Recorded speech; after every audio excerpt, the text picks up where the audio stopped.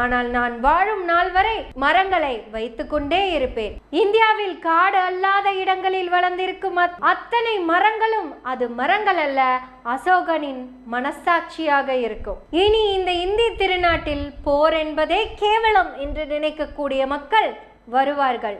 ஒரு மன்னனே போற கேவலம் நினைக்கிறப்போ மக்கள் மட்டும் என்ன போற கொண்டாடவா போறாங்க?